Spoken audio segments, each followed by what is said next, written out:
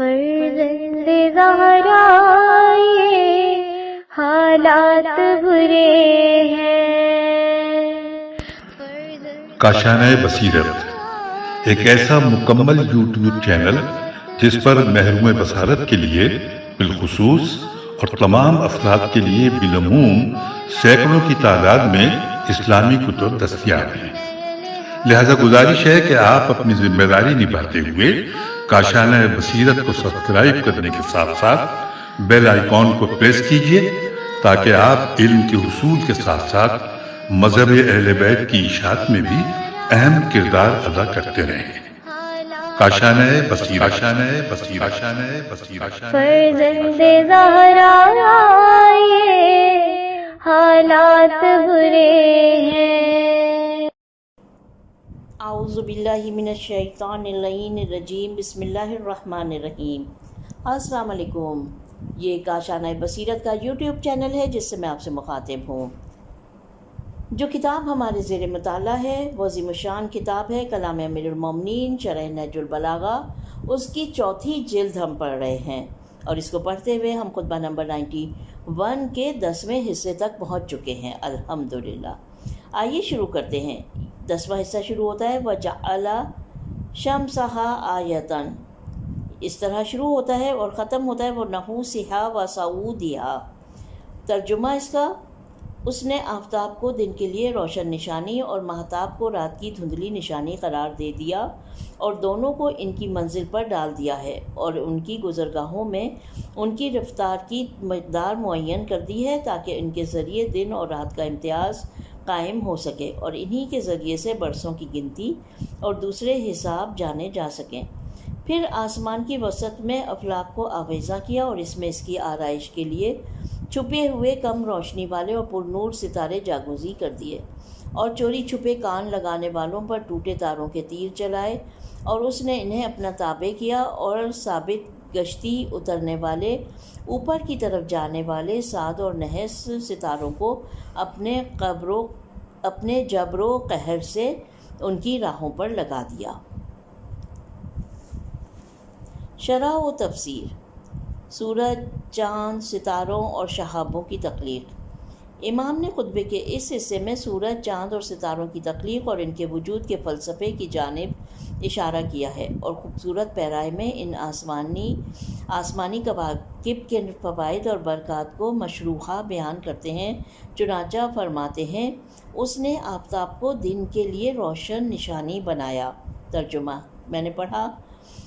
خدائے حکیم نے سورج کو دن میں روشنی کا ذریعہ بنایا، اور وہ تمام برکات جو دن کی روشنی کی بدولت ہیں اسی یعنی سورج کی مرہون منت ہے۔ پھر فرماتے ہیں، اور چاند کو رات کی دھندلی نشانی قرار دیا۔ نہج البلاغہ کے مفسرین نے اس جملے کی مختلف تفسیریں کی ہیں۔ کبھی کہتے ہیں ممحوۃً، محو شدہ، محاق کی راتوں، قمری مہینے کی آخری 3 راتیں جن میں چاند نظر نہیں آتا کی جانب اشارہ ہے، اور کبھی کہتے ہیں یہ چاند پر نظر آنے والے سیاہ دھبوں کی جانب اشارہ ہے، اور کبھی اس کی تفسیر میں کہتے ہیں کہ اس سے مراد 14ویں رات کے بعد چاند کا بتدریج دھندلا جانا ہے۔ لیکن یہ تمام تفسیریں بعید از قیاس معلوم ہوتی ہیں، اور ممحوۃً، محو شدہ سے مراد سورج کی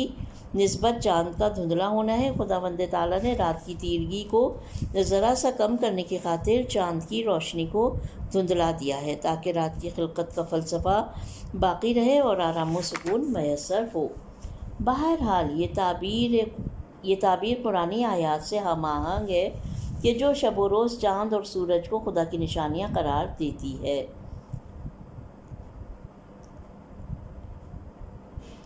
اور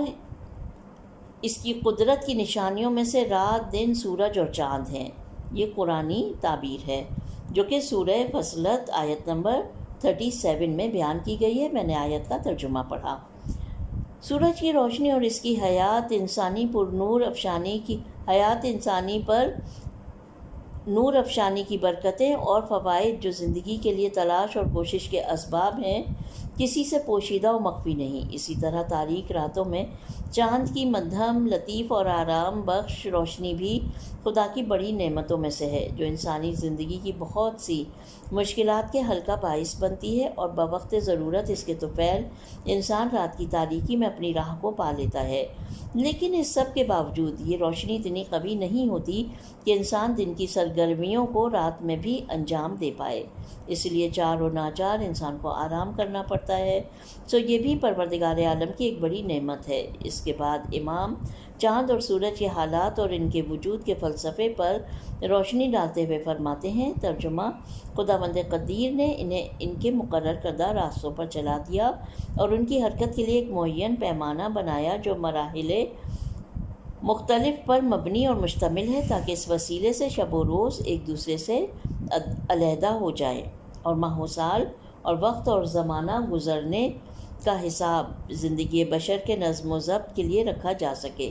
یہی وہ حقیقت ہے جس کی جانب قرآن مجید نے بھی اشارہ کیا ہے، ترجمہ: وہ خدا ہے،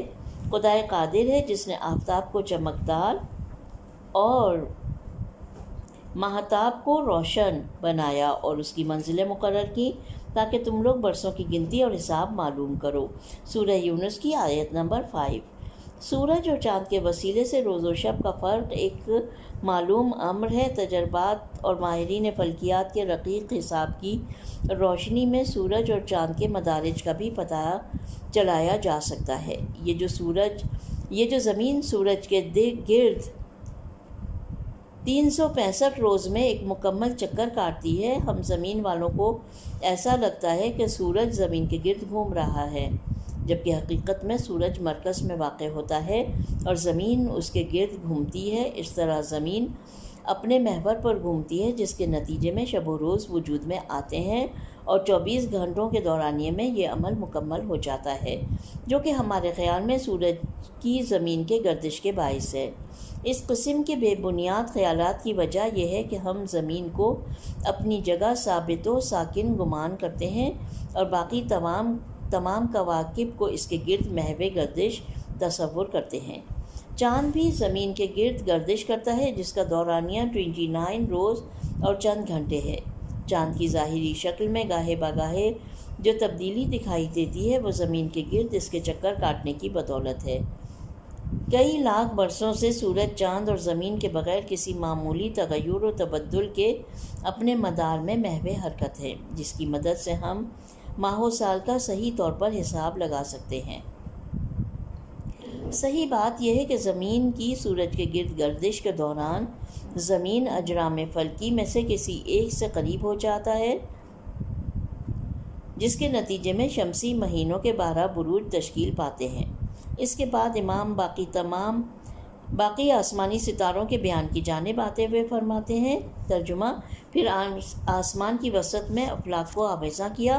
اور اس میں اس کی آرائش کے لیے چھپے ہوئے کم روشنی والے اور پر نور ستارے جاگزین کر دیے۔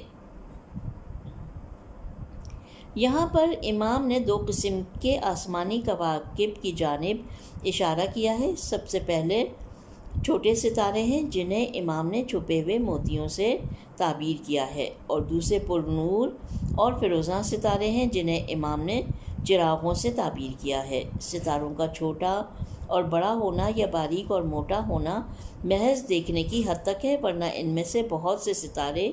حجم کے اعتبار سے غیر معمولی حد تک بڑے ہیں، یہاں تک کہ ہمارے سورج سے بھی، جو کہ آسمانی کواکب میں سے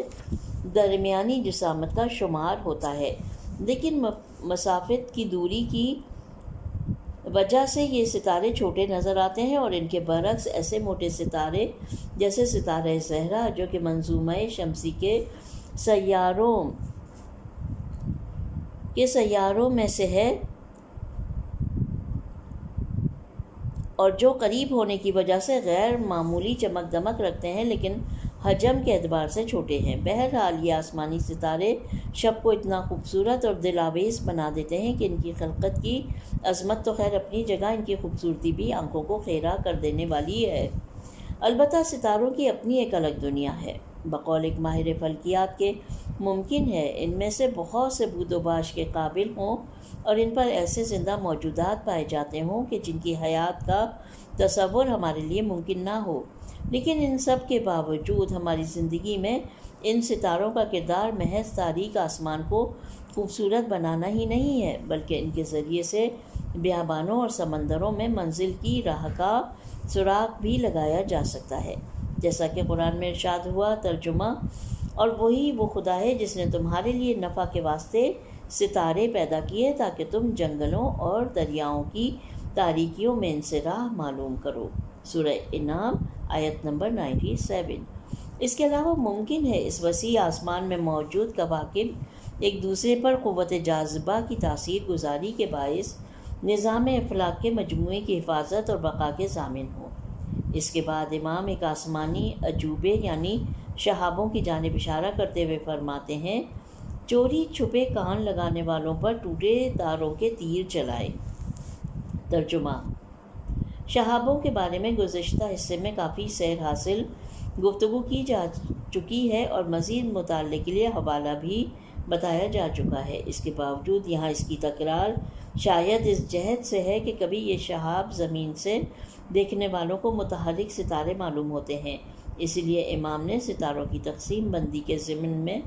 ان کی جانب بھی اشارہ کیا ہے۔ اس کے بعد امام ستاروں کے حالات کو مشروحہ بیان فرماتے ہیں۔ ترجمہ: اس نے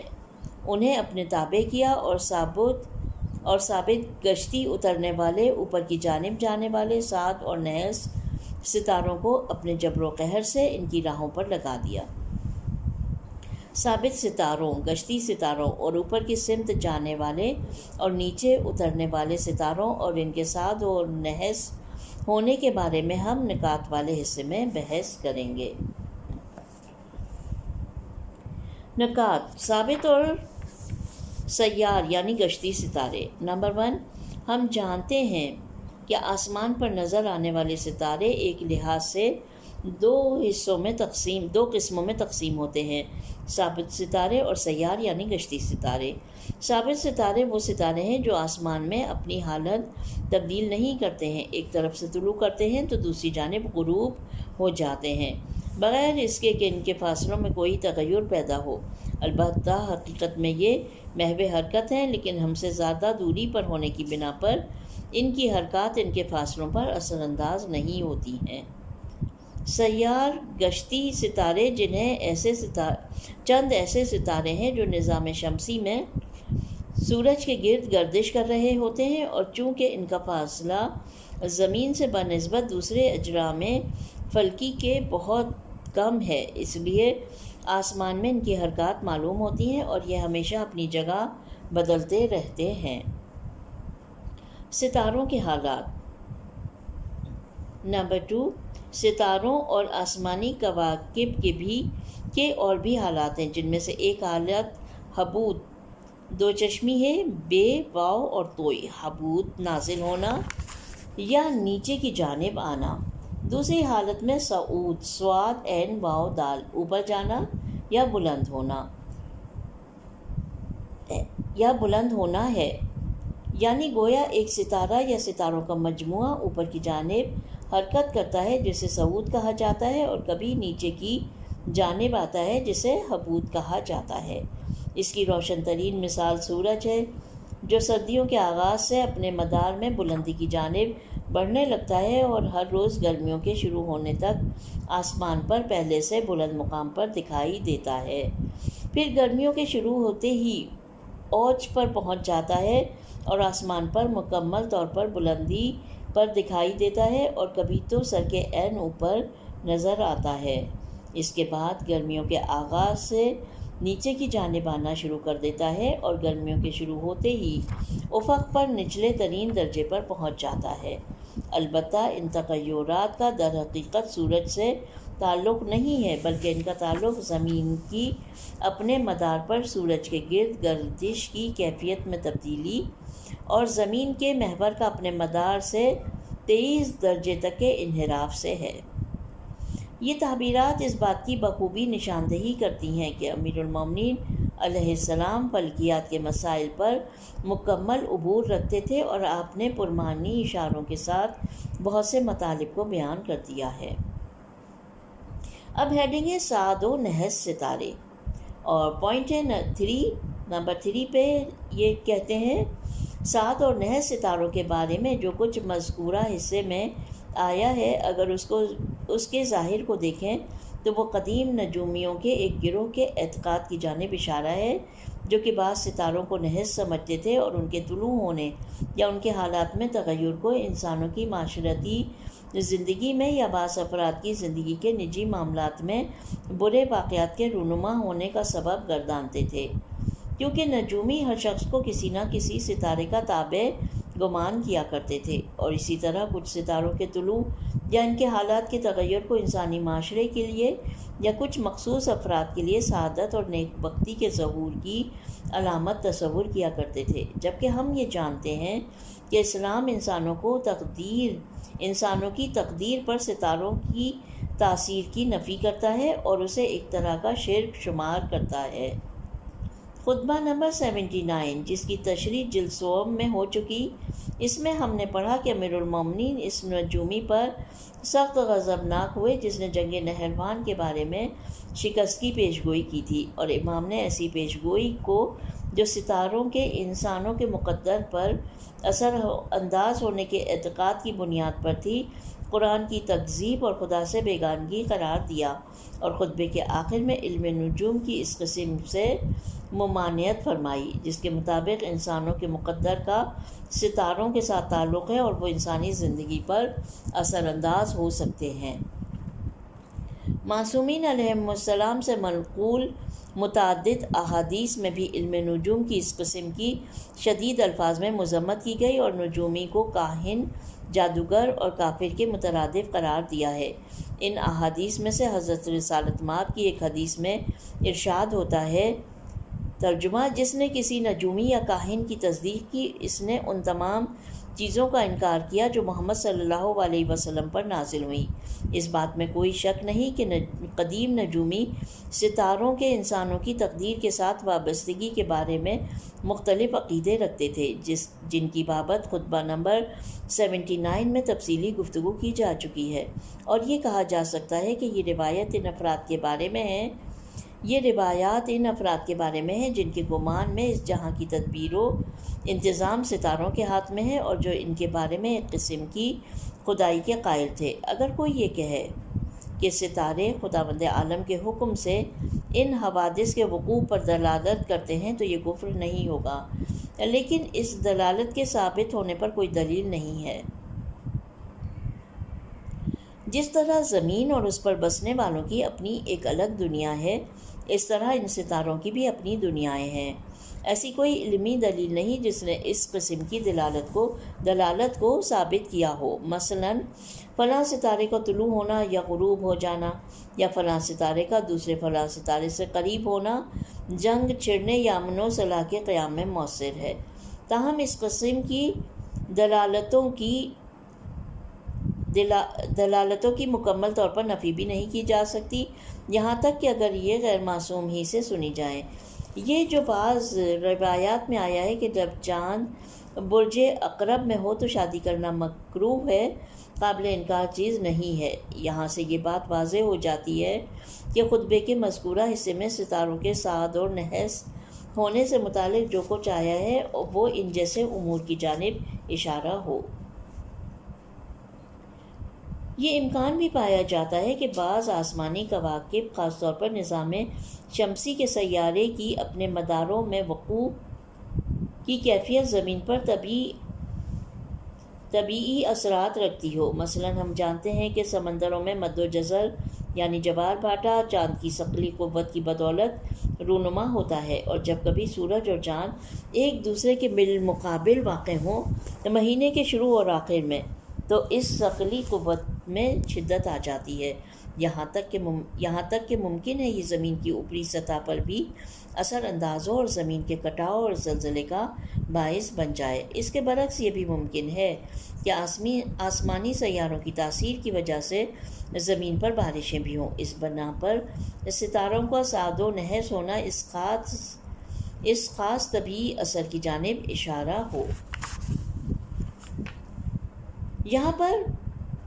10واں حصہ ختم ہو جاتا ہے، اور یہ 10واں حصہ ختم ہوا ہے پیج نمبر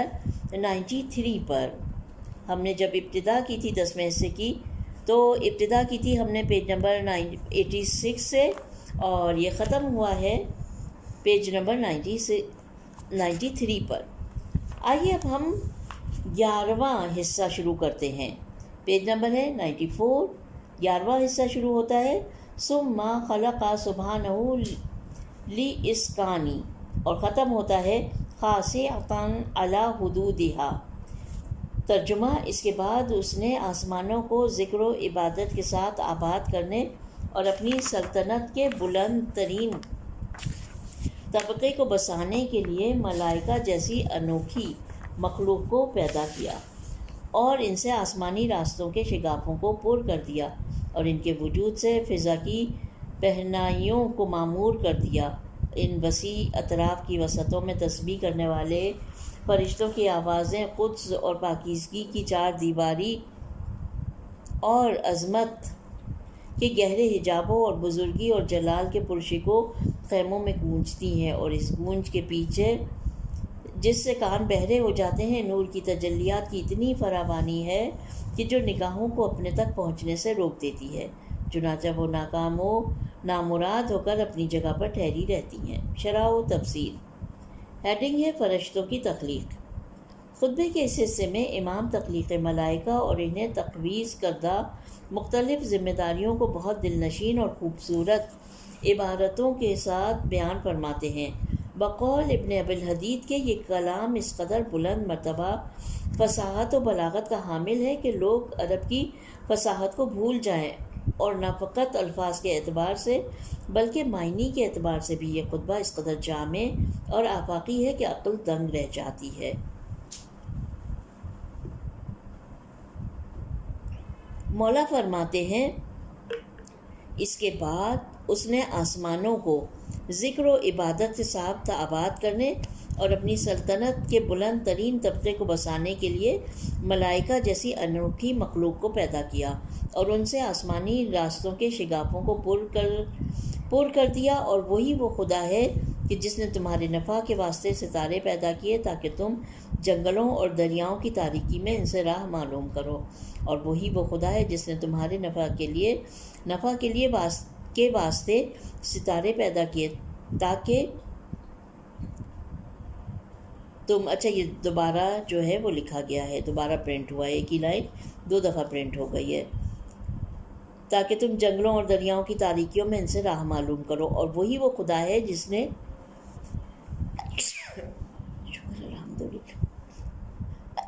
بہت معذرت، اور وہی وہ خدا ہے جس نے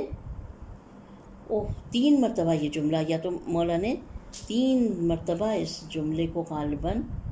کہا ہے، یا یہ 3 دفعہ لکھا گیا ہے۔ مجھے عربی کی عبارت سے ایسا نہیں لگتا کہ یہ 3 دفعہ کہا گیا ہو۔ بہرحال ہم ایک دفعہ ہی اس کو پڑھیں گے کہ ملائکہ وہی خدا ہے جس نے تمہارے نفع کے واسطے ستارے پیدا کیے تاکہ تم جنگلوں اور دریاؤں کی تاریکی میں ان سے راہ معلوم کر سکو،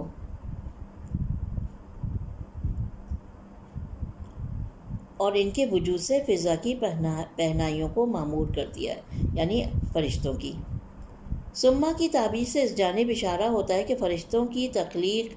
زمین اور زمینی موجودات کی تخلیق کے بعد ہوئی ہو، اور اس مقام میں یہ تعبیر زمانی تاخیر کی نشاندہی کر رہی ہے، اور ممکن ہے یہ مذکورہ تعبیر محض بیانی تاخیر کی نشاندہی کر رہی ہو، نہ کہ زمانی تاخیر کی، کیونکہ کچھ ایسی روایات ہیں جن میں فرشتوں کی خلقت کا ذکر زمینی موجودات کی خلقت کے ذکر سے پہلے آیا ہے۔ اس بنا پر اور نہج البلاغہ کے پہلے خطبے کو مد نظر رکھتے ہوئے بھی دوسرا امکان زیادہ مناسب معلوم ہوتا ہے۔ اس کے بعد فرماتے ہیں، ان وسیع اطراف کی وسعتوں میں تسبیح کرنے والے فرشتوں کی آوازیں قدس اور پاکیزگی کی چار دیواریوں اور عظمت کے گہرے حجابوں اور بزرگی اور جلال کے پرشکوہ خیموں میں گونجتی ہیں، لیکن اس کے معنی یہ نہیں ہے کہ ملائکہ مقربین نے پروردگار کی معرفت کی بلندی تک رسائی حاصل کر لی ہو، بلکہ جیسا کہ امام نے اس کے بعد فرمایا، اس گونج کے پیچھے جس سے کان بہرے ہو جاتے ہیں، نور کی تجلیات کی اتنی فراوانی ہے کہ جو نگاہوں کو اپنے تک پہنچنے سے روک دیتی ہے، چنانچہ وہ ناکام و نامراد ہو کر اپنی جگہ پر ٹھہری رہتی ہیں۔ یہ میں نے اردو ترجمہ پڑھا ہے مسلسل امام کے خطبے کے اس پارٹ کا۔ واضح ہے کہ ان جملوں کا مفہوم یہ نہیں ہے کہ آسمان میں خداوند متعال کے لیے کوئی مخصوص جگہ ہے جسے چپتے ہوئے انوار نے ہر جانب سے اپنے گھیرے میں لے لیا ہو، بلکہ مقصود یہ ہے کہ اس جہان میں مقدس مراکز موجود ہیں جن کے مشاہدے سے فرشتے تک عاجز ہیں، یا یہ کہ امام کی مذکورہ بالا تعبیرات اس بات سے کنایہ ہوں کہ اللہ کے فرشتے قرب عظمت اور عبادت اور تسبیح میں غرق ہونے کے باوجود خدا کی ذات و صفات کی حقیقت کا ادراک کرنے پر قادر نہیں ہیں۔ وہ خدا کی عظمت کو اپنی بساط اور توانائی سے زیادہ درک نہیں کر سکتے۔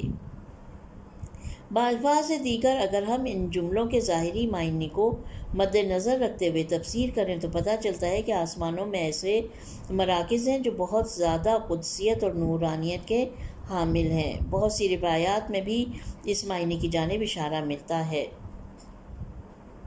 اس کا ریفرنس ہے بحار الانوار جلد نمبر 55۔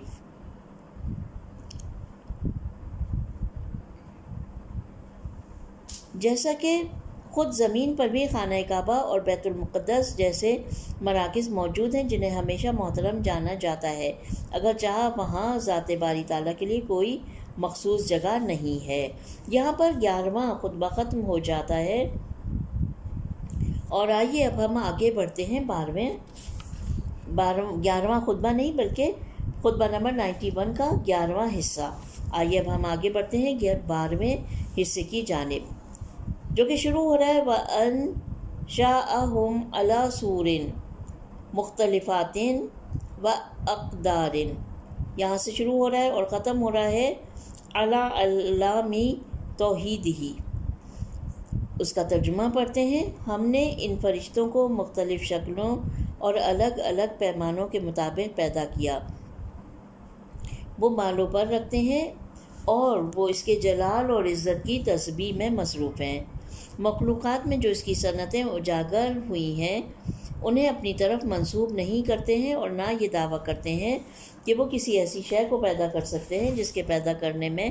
وہ منفرد و یکتا ہے، بلکہ وہ اس کے معزز بندے ہیں جس پر کسی بات میں سبقت نہیں کرتے اور وہ اسی کے حکم کے مطابق عمل کرتے ہیں۔ اللہ نے انہیں اپنی وحی کا امین اور اپنے اوامر و نواہی کی ودیعتوں کا حامل بنا کر رسولوں کی طرف بھیجا ہے، اور شکوک و شبہات کے خدشوں سے انہیں محفوظ رکھا ہے، تو ان میں سے کوئی بھی اس کی رضا جوئی کی راہ سے کترانے والا نہیں۔ اس نے اپنی توفیق و اعانت سے ان کی دستگیری کی اور ان کے دلوں کو تواضع اور وقار کا قرین کر دیا، اور تسبیح و تقدیس کی سہولتوں کے دروازے ان کے لیے کھول دیے ہیں، اور اپنی توحید کی نشانیوں پر ان کے لیے روشن مینار نصب کیے ہیں۔ شرح و تفسیر۔ فرشتوں کی ذمہ داریاں۔ خطبے کے اس حصے میں امام فرشتوں کی مختلف صورتوں، ان کی ذمہ داریوں کی تقسیم اور ان کی دوسری چند خصوصیات کا ذکر کرتے ہوئے فرماتے ہیں، ترجمہ: اس نے ان فرشتوں کو مختلف شکلوں اور الگ الگ پیمانوں کے مطابق پیدا کیا ہے، اور وہ بالوں پر رکھتے ہیں اور وہ اس کے جلال و عزت کی تسبیح میں مصروف ہیں۔ نہج البلاغہ کے بعض مفسرین نے ان کلمات کو ان کے ظاہری معنی پر محمول کیا ہے اور کہا ہے کہ فرشتے مختلف شکل و صورت کے حامل ہیں اور وہ الگ الگ اندازوں کے مطابق ہیں، ان کے بالوں پر ہیں اور پہم خدا کی تسبیح میں مصروف ہیں، جبکہ بعض دوسرے مفسرین نے ان تعبیرات کو فرشتوں کے مقام و مرتبے اور ان کی قوت اور طاقت کے معیار کے لیے کنایہ جانا ہے، اور چونکہ پرندوں کے پاس آسمان میں پرواز کے لیے پر ہیں اور پروں کی خاص بناوٹ انہیں اڑنے کے لیے مختلف قسم کی طاقت بخشتی ہے، فرشتوں کے سلسلے میں اس تعبیر کو الہی ذمہ داریوں کی انجام دہی کی قوت اور طاقت کے اعتبار سے ان میں پائے جانے والے فرق کی جانب اشارہ قرار دیا ہے۔ ہم اس بات کے پابند ہیں کہ قرآن مجید اور معصومین علیہم السلام کی روایات کے تمام الفاظ کو ان کے حقیقی معنی پر محمول کریں اور کسی قرینے کے بغیر کنایہ اور مجاز ممکن نہیں ہے، لیکن اس خطبے میں فرشتوں کے اوصاف کے سلسلے میں آگے بیان ہونے والے الفاظ کو ان کے ظاہری معنی پر محمول کرنا ممکن معلوم نہیں ہوتا، اور اسی طرح گزشتہ خطبوں میں فرشتوں سے متعلق جو تعبیرات ذکر ہوئیں، جیسے پہلے خطبے میں فرشتوں کے بارے میں آیا وَمِنْهُمُ الثَّابِتُ فِي الْأَرْضِينَ السَّفْلَى أَقْدَامُهُمْ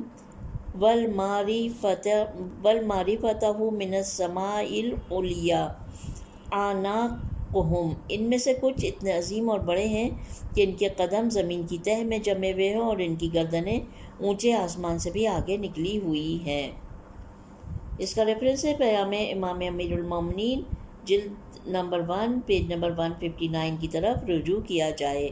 اس کے بعد امام سلسلہ کلام کو آگے بڑھاتے ہوئے فرشتوں کی بعض خصوصیات کی جانب اشارہ فرماتے ہیں۔ ترجمہ: مخلوقات میں جو اس کی صنعتیں اجاگر ہوئی ہیں انہیں اپنی طرف منسوب نہیں کرتے ہیں، اگرچہ وہ خود خدا کے حکم سے تخلیق میں واسطہ بنے ہوں، اور نہ یہ دعویٰ کرتے ہیں کہ وہ کسی ایسی شے کو پیدا کر سکتے ہیں کہ جس کے پیدا کرنے میں وہ منفرد و یکتا ہے۔ اس کے بعد امام علیہ السلام بغیر کسی توقف کے فرشتوں کے حکم خدا کے آگے سرتاپا تسلیم ہونے سے متعلق قرآنی آیت سے استفادہ کرتے ہوئے فرماتے ہیں۔ ترجمہ: بلکہ وہ فرشتے خدا کے معزز بندے ہیں، وہ گفتگو میں اس سے سبقت نہیں کر سکتے اور وہ اسی کے حکم پر چلتے ہیں۔ سورہ انبیاء کی آیت نمبر 26 and 27۔ جی ہاں، ان کی نگاہیں خدا کے امر کی منتظر ہیں اور وہ ہمتاً گوش رہتے ہیں اور اس کے ارادے اور مشیت کے بغیر کوئی اقدام نہیں کرتے ہیں، اور یہ ان کی سب سے پہلی خصوصیت ہے جس کی جانب خطبے میں اشارہ ہوا ہے۔ امام ان کے مقام عصمت اور ان کے گناہوں اور خطاؤں سے محفوظ ہونے کو بیان فرماتے ہیں، اور در حقیقت ان کے بارے میں عرب اور غیر عرب کے داموں پر خط بطلان کھینچتے ہیں جو ان کے بارے میں ربوبیت اور الوہیت کے قائل ہے، اور امام ان کا تعارف مطیع و فرما بردار بندوں کے طور پر کرواتے ہیں، نہ کہ خالق کے طور پر، اور نہ تخلیق عالم میں اس کے شریک کار کے طور پر۔ اس کے بعد امام ان کے فرائض اور حاملان وحی کے طور پر ایک دوسرے اہم فریضے کی جانب اشارہ کرتے ہوئے یوں فرماتے ہیں۔ ترجمہ: اللہ نے انہیں اپنی وحی کا امین اور اپنے اوامر و نواہی کی ودیعتوں کا حامل بنا کر رسولوں کی طرف بھیجا ہے، اور شکوک و شبہات کے خدشوں سے انہیں محفوظ رکھا ہے، تو ان میں سے کوئی بھی اس کی رضا جوئی کی راہ سے کترانے والا نہیں۔ اگرچہ اس عبارت میں وحی پہنچانے کی ذمہ داری کو تمام فرشتوں سے منسوب فرمایا ہے، لیکن یقینی طور پر اس سے مراد فرشتوں کا ایک خاص گروہ ہے، جیسا کہ قرآن مجید میں ارشاد ہوتا ہے۔ بسم اللہ الرحمن الرحیم۔ اللہ یصطفی من الملائکۃ رسلا، خدا فرشتوں میں سے بعض کو اپنے احکام پہنچانے کے لیے منتخب کر لیتا ہے۔ سورہ حج کی آیت نمبر 75۔ خود آپ نے بھی نہج البلاغہ کے پہلے خطبے میں اس معنی کی تصریح کرتے ہوئے فرمایا ہے، ان میں سے ترجمہ پڑھ رہی ہوں میں، ان میں سے ایک گروہ وحی الہی کا امین اور پیغمبروں کی جانب حق کی بولتی ہوئی زبان ہے۔ بہرحال یہ تعبیر اس امر کی نشاندہی کرتی ہے کہ فرشتے وحی کے ابلاغ کے سلسلے میں انتہائی امانت دار اور محتاط ہیں، اس میں ذرا برابر بھی کمی یا زیادتی نہیں کرتے۔ در حقیقت امام نے ان آخری دو جملوں کے ذریعے فرشتوں کے معصوم اور گناہوں سے پاک ہونے کی طرف اشارہ فرمایا ہے۔ پہلا جملہ ان کے شک و شبے اور خطا سے محفوظ ہونے کی جانب اشارہ ہے، اور دوسرا جملہ ان کے خدا کے حکم کی خلاف ورزی اور گناہ سے معصوم اور محفوظ ہونے کی جانب اشارہ ہے۔ امام کلام کو جاری رکھتے ہوئے وحی کے فرشتوں پر دشوار ذمہ داریوں کی صحیح انجام دہی کے سلسلے میں خدا کی جانب سے کی جانے والی عنایات کو چار جملوں میں بیان فرماتے ہیں۔ پہلا جملہ اس نے اپنی توفیق و اعانت سے ان کی دستگیری کی تاکہ وحی کے ابلاغ کی دشوار ذمہ داری کو بخوبی انجام دے سکیں۔ دوسرے جملے میں فرماتے ہیں اور ان کے دلوں کو تواضع اور وقار کے قرین کر دیا اور ان کے دلوں کو تواضع اور وقار کے قرین کر دیا تاکہ اس عظیم فریضے کی ادائیگی میں کسی خطا میں دوچار نہ ہو جائیں۔ تیسرے جملے میں ارشاد فرمایا تسبیح و تقدیس کی سہولتوں کے دروازے ان کے لیے کھول دیے ہیں تاکہ اس کے ذریعے وہ خود کو مزید محفوظ کر لے۔ چوتھے جملے میں فرماتے ہیں اپنی توحید کی نشانیوں پر ان کے لیے روشن مینار نصب کیے تاکہ نور الہی کے پرتو میں توحید کی حقیقت سے مزید آشنا ہوں اور وحی پہنچانے کے وظیفے کی انجام دہی کے سلسلے میں پہلے سے زیادہ سرگرم ہو جائیں۔ مجموعی طور پر خطبے کے اس حصے میں امام نے فرشتوں کی مختلف شکلوں اور ان کی قوت و توانائی کے اختلاف کے بیان کے ضمن میں ان میں سے ایک گروہ کی ایک اہم ذمہ داری یعنی وحی کا پہنچانا اور اس گروہ کی صفات کی جانب اشارہ کیا ہے۔ نقطہ: فرشتے وحی کا وسیلہ کیوں ہیں؟ ہیڈنگ ہے یہ، اور ہم اس خطبے کے اس حصے کے آخری پیراگراف کی جانب بڑھ رہے ہیں اور پیج نمبر ہے 102۔ فرشتے وحی کا وسیلہ کیوں بنتے ہیں؟ ہم جانتے ہیں کہ نزول وحی کے مختلف طریقے ہیں۔ کبھی نزول وحی فرشتے کے ذریعے ہوتا تھا جو ایک قاصد کا فریضہ ادا کرتا تھا، جیسے سرکار ختمی مرتبت پر حضرت جبرائیل کے توسط سے وحی کا نازل ہونا، اور کبھی صوتی امواج کے ذریعے جو کہ خدا کی قدرت سے فضا میں پیدا ہوتی تھیں، جیسے حضرت موسیٰ علیہ السلام پر وحی کا نزول اس طریقے پر ہوا کرتا تھا، اور روایت کے مطابق سرکار ختمی مرتبت پر بھی واقعہ معراج میں اس طریقے سے وحی کا نزول ہوا، اور بعض مواقع پر قلب رسالت مآب پر بصورت الہام وحی نازل ہوتی تھی۔ یہاں یہ سوال پیدا ہوتا ہے کہ صوتی امواج یا الہام کے ذریعے نزول وحی کے ممکن ہوتے ہوئے فرشتوں کی وساطت کی ضرورت کیوں پیش آئی؟ اس اہم سوال کے جواب میں ہم کہہ سکتے ہیں کہ فرشتے کے نزول کی اپنی خاص اہمیت ہے۔ نمبر 1، فرشتے معجز و موجودات میں سے ہیں اور تمام انسانوں میں مادی اور جسمانی اور روحانی دونوں پہلو پائے جاتے ہیں، اور انبیاء کے لیے فرشتوں کی وساطت سے وحی وصول کرنا سہل و آسان ہے، جبکہ بلا واسطہ وصول کرنا بہت گراں اور مشکل ہے۔ نمبر 2، فرشتوں کا نازل ہونا وحی کو مزید قابل اطمینان بنا دیتا ہے۔ اس کے علاوہ اس بات کی اپنی اہمیت ہے کیونکہ اللہ نے بڑے فرشتے کو وحی کے ابلاغ پر مامور کیا ہے، اور قابل توجہ بات ہے یہ ہے کہ بعض روایتوں میں آیا ہے کہ بعض صورتوں کے نزول کے وقت فرشتوں کا ایک گروہ کبھی 70,000 حضرت جبرائیل کے ہمراہ نازل ہوا کرتے تھے، تاکہ اس وحی کی اہمیت سب پر واضح ہو جائے۔ اور یقیناً یہ خصوصیات الہام یا صوت امواج کے ذریعے وحی نازل کرنے میں نہیں پائی جاتی ہیں، ہر چند یہ اپنی جگہ دوسری خصوصیات کے حامل ہیں۔ یہاں پر آج کی ہماری ریڈنگ ختم ہوتی ہے۔ 13واں حصہ انشاءاللہ ہم جلد ہی پڑھیں گے، اور 13ویں حصے میں فرشتوں کے اوصاف بیان کیے گئے ہیں۔ پروردگار عالم سے دعا ہے کہ وہ ہماری اس کوشش کو اپنی بارگاہ میں قبول اور مقبول فرمائے۔ ربنا تقبل منا انک انت السمیع العلیم۔ اپنا بہت خیال رکھیں۔ خدا حافظ۔